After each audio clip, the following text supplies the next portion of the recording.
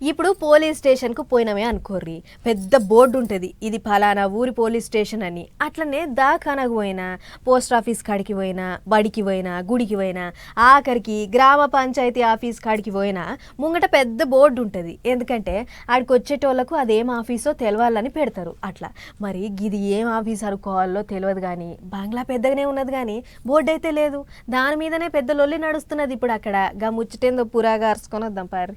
ఇగో ఇదే ఇప్పటి వరకు చెప్పిన సర్కార్ ఆఫీసు. బంగ్లా బందోబస్తుగానే ఉన్నది, కానీ ఏం బంగ్లానో ఏం ఆఫీసో తెలవట్లేదు. ఓ బోర్డు అన్న పెట్టలేదు కదా అనుకుంటురా. అవు ఇప్పుడు పంచాదంతగా బోర్డు మీదనే ఇది పాత సీఎం జగనాలు సార్ ఇలాగా పులివెందులో ఉన్న ఎంఆర్ఓ ఆఫీస్ అట.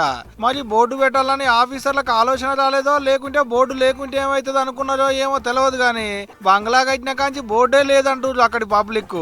వచ్చేటోళ్ళు వస్తూనే ఉన్నారట, పోయేటోళ్ళు పోతూనే ఉన్నారట, కానీ అది ఏం ఆఫీసు, అక్కడ ఏం పనులు అయితే అనేది మాత్రం ఎవరికి తెలవట్లేదట. అవు మరి బోర్డు లేకుంటే ఎట్ట తెలుస్తుంది ఏం ఆఫీస్ అనేది? పెద్ద ముచ్చట ఏంటంటే ఆఫీస్ బోర్డే కాదు, లోపల ఆఫీసర్ ముంగట కూడా బోర్డు లేదంటే చూడాలి.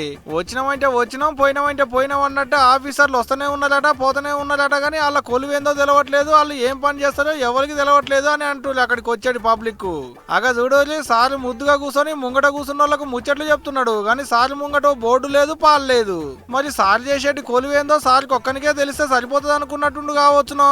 అయినా మీకు ఒక్కరికే తెలిస్తే సరిపోదు సార్లు, జర పబ్లిక్ కూడా మీరు ఏం కొలువు చేస్తారో తెలిసేటట్టు, మీరు ఏ ఆఫీస్ లో కొలువు చేస్తారో ఎరకయ్యేటట్టు బోర్డులు పెట్టులి అని అంటున్నారు అక్కడ పబ్లిక్.